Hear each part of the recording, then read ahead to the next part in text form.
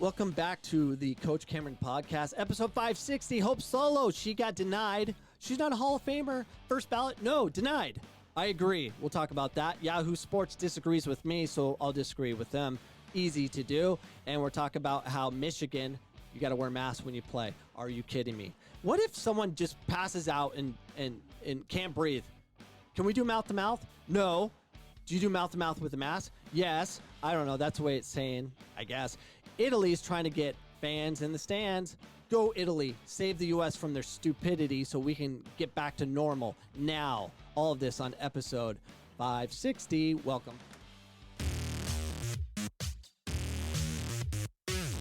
All right, Doug McLintyre, or whatever his freaking name is, or writer on Yahoo Sports, says, if U.S. women's national team legend Hope Solo isn't worthy of the National Soccer Hall of Fame, she is not. Enshrinement, nobody is. Okay. If any player should have been a first ballot no-brainer for those voting for the 2020 National Soccer Hall of Fame class, it's women's national team legend Hope Solo. That is not true. She's not deserving. I guarantee it. And I'm going to talk about the many things of why she isn't deserving. And you know who agrees with me? Pete Rose. He agrees with me. He got denied over and over and over again, and he wouldn't be put up for anything. He's in now. I think Hope Solo should have to wait the same time frame. That would be brilliant. Say what you want about Solo's off-field antics over the years. On the way of becoming widely regarded as the best goalkeeper in the women's soccer history, her penchant for creating drama was admittedly relentless. Yes, it was. Solo criticized then U.S. women's national team coach Greg Ryan and the 99ers icon Brianna Scurry. All right, let's talk about it a little bit because he didn't get into much of the detail. The actual quote she spewed off was, after they lost to Brazil, it was the wrong decision, and I think anybody that knows anything about the game knows that.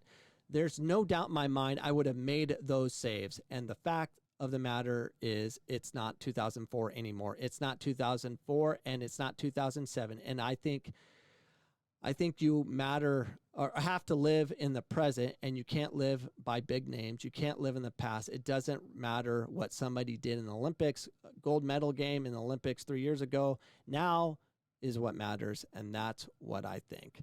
I think that was a selfish thing to say and stupid. The U.S. team was outclassed against Brazil. We were falling over because they were just too technical, too good at their game. They were better than us. But to throw Brianna Scurry under the bus like she did is selfish and pathetic. So Greg Ryan, the coach at the time, after his contract completed, he actually went and did a small speaking tour, and one of the stops was in Phoenix, Arizona at an ODP event. So I had a chance to listen to him speak, and he told the whole story. I'm like, oh my gosh, this is amazing. And I already have this on one of my past podcasts, but I'm going to tell it again. So he says, everyone knows what Hope Solo said and all that, because it made world news and all that, because that's what she does. It's all about her. And what she didn't let us know, what Greg Ryan let us know, was they had team rules. And one of their major team rules, their number one rule, was keep it in the locker room. Don't talk bad about anyone on the coaching staff, your players, none of it. Okay? Keep it within the team. So when Hope Solo said those things, Greg Ryan didn't really respond to it because he was keeping things according to his rules of keeping everything in the locker room. He did that until his contract expired, and once it expired, he then was free to say whatever he wants because he wasn't part of the team anymore. It's not a rule for him anymore because he's not on the team. So he said, here's what happened. Hope Solo was supposed to start against Brazil, and she violated a team rule, staying out way past curfew. That's what was told. Do you believe that happened? Yes, of course I believe that happened, because does Hope Solo have self-control? Does she get in trouble for beating up people and have police called upon her? Does she do things like take out the national team van drunk, intoxicated with her boyfriend at the time and it being her husband? Yeah, that's what she did. So who's she married? Jeremy Stevens. They got a DUI arrest with the U.S. vehicles. Who pays for the U.S. vehicles? My son. My other son. My daughters. That play soccer in U.S. soccer, and it contributes to the national team, which I don't want to contribute to them anymore. But that's what happens. She shouldn't be a first-team Hall of Famer because she did crap like that. But people don't talk about that. And then throwing her teammate, disrespecting Brianna Scurry, who actually did a lot for our country as far as winning goes. That's just ridiculous. She broke every rule known to man, and I'm not a fan of any national team player that stays out too late and does that thing, do those things while they're representing our country. You know who did that? Beasley. I had a friend that went to the World Cup. Which World Cup? It was when they were in Germany, or no? I forget. 2004. I forget. 2002. They were in South Korea, right? I don't know. He was staying out past curfew all the time, and he was drinking and all that stuff, and a friend of mine saw him all the time, and so I never liked Beasley. And he's a crap player, but they kept bringing him back. I don't know why. He's horrible. He's a dirtbag, too. You're going to wear the U.S. colors to represent our country. Show a little more respect. Don't drink on your trip and stay out past curfew, jag-offs. Yeah, so I'm a little passionate about that. So we read on. She called Sweden's players cowards after their defensive masterclass eliminated the U.S. women's national team from the 2016 Olympics. And that was kind of the last straw that broke the camel's back. That ended up her losing her contract with the U.S. women's national team, and she went in with her boyfriend and cried and all this stuff, and she was done.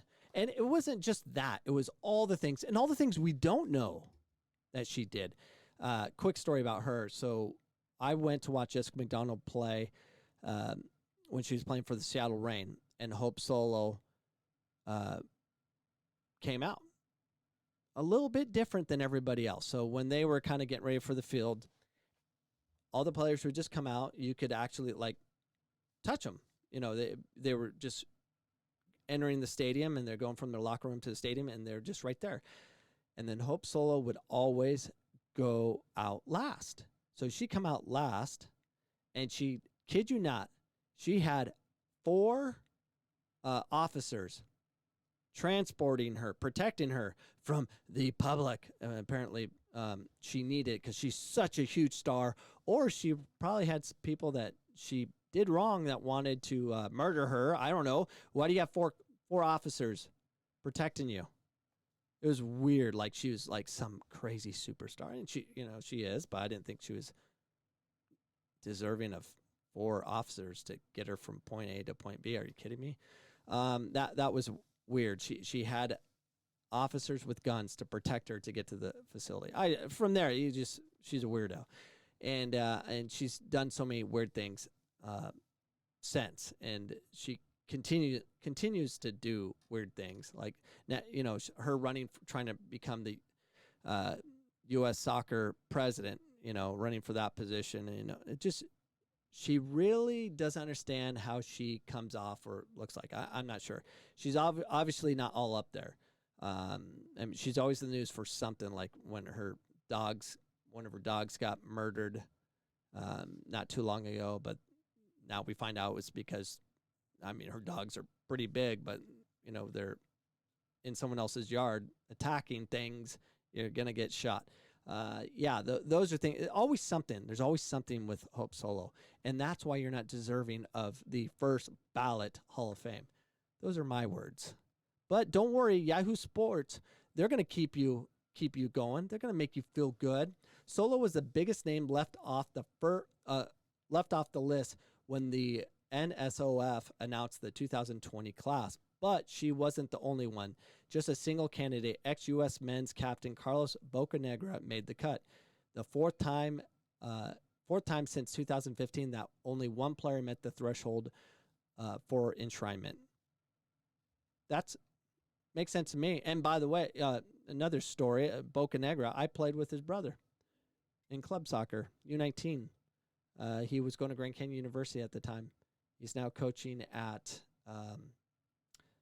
in Texas, a Division I school in Texas. But we're all connected in some capacity. That's why you have to be careful what you say to others. On to other news. Mask up, people. In mask-wearing mandated game. Are you kidding me, Michigan? Hawaii, Portland, Seattle. You're not going to want to live in these weird places where they just want to force control. This is force control. This has nothing to do with safety at all. It's so sad. When Canton and Novi Soccer took the field for the 2020 season opener Tuesday night, both teams had to come up with something they are not used to, mask. Per Michigan State Executive Order 176. We're failing to be America anymore. These executive orders are just going nuts. I don't think the president should use them. I don't think the governor should use them. This is insanity at its highest forms. This is virtue signaling. That is it. We are safe. They're doing what they're told. Let them play. Players in all organized sports, swim and dive excluded. Are you kidding me? So Michigan says you have to wear masks, all sports, except for swim and dive. That's a problem. Why can't swim and dive wear them? Because they have to breathe or something? Oh. They hold their breath underwater. Why can't they just swim with it and then when they're underwater, keep it on for safety because COVID will spread in the water, I'm sure. And then when they come up to breathe, they can pull it. And why not diving? You're telling me they're not near people?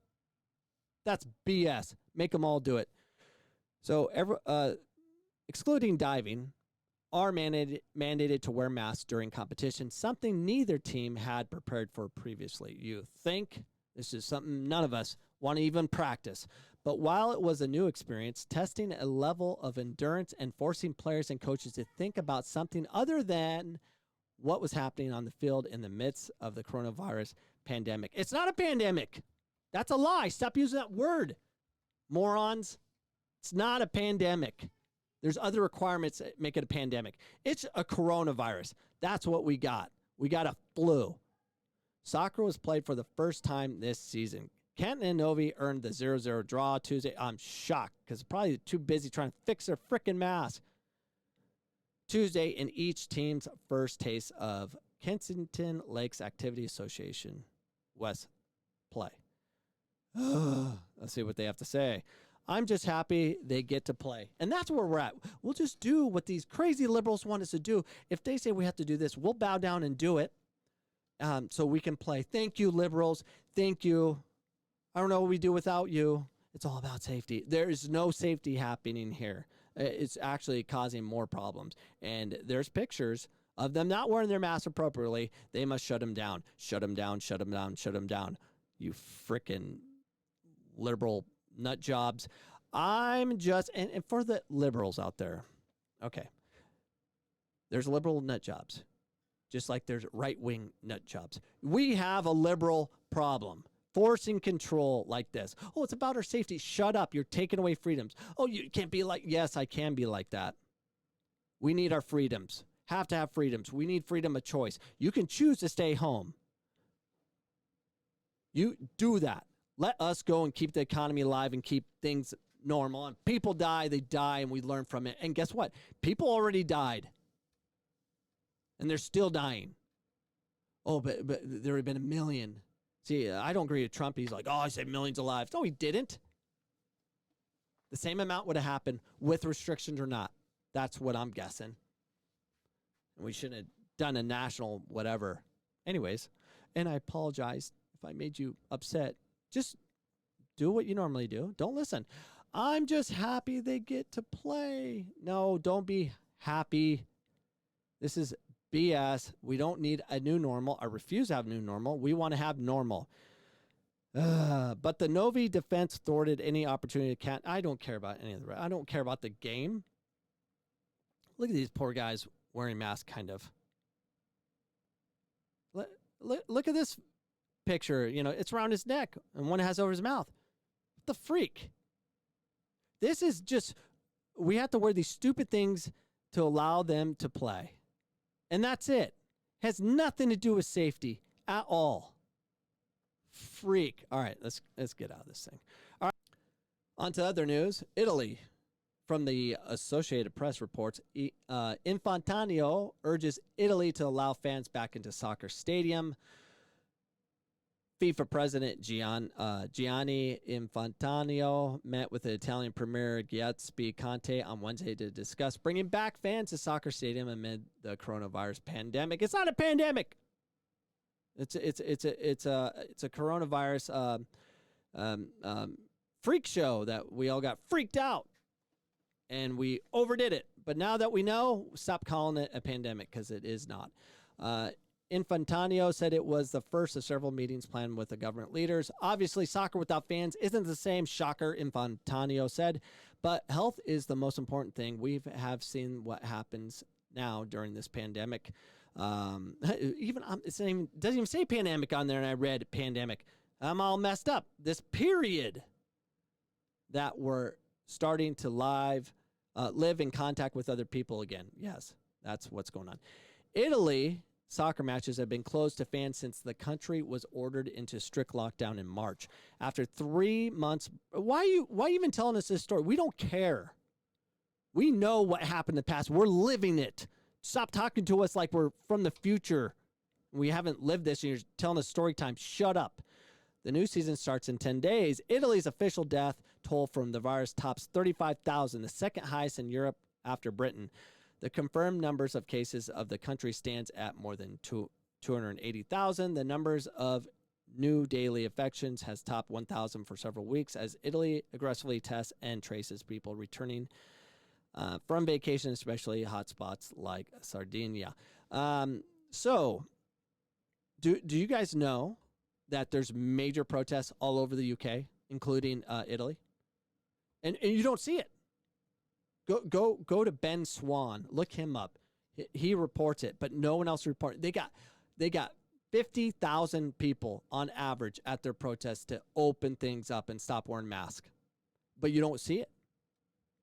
And no one's talking about it because we're not allowed to, because CNN and all the crazy media, they just want us to just don't pay attention over there. You're not allowed to see what's going on. We're denied so much information. It's ridiculous. Whatever. I go on. All right. So go on to relief funds. FIFA has no immediate plans to expand the 1.5 billion coronavirus relief plan it announced for the World Soccer earlier this year. Of course, they're not going to give you any money because they're going broke. For now, we'll stop there, but if more is needed, we'll see. Infantino said, even though Switzerland is the country of banks, we don't have a machine to print money. Well, we do in the United States all day long. Our dollar is not worth a dollar. It's going to be worth nothing. It's going to be like a peso eventually because we keep printing so much. So that's what's going on in the world today. Brought to you by the Coach Cameron podcast. And remember, always remember, who's the problem? It's U.S. Soccer. They're a problem. They're a big problem. They're causing the problems of what we have. They solve no problems. They just create problems like most administrations, the government, you name it. Our government with U.S. Soccer, they don't do jack. They just want to keep their jobs and keep getting paid and not take chances. We need risk takers. We need people that have money, lots of money, that don't need money to be part of the administration of U.S. Soccer. That's what we should do. It should be free service. It should be free. You should donate your time, be part of U.S. Soccer administration. That's it. Okay, give them a stipend. They can have lunch. That's about it. All right, guys. We'll see you guys tomorrow on episode 561. Peace.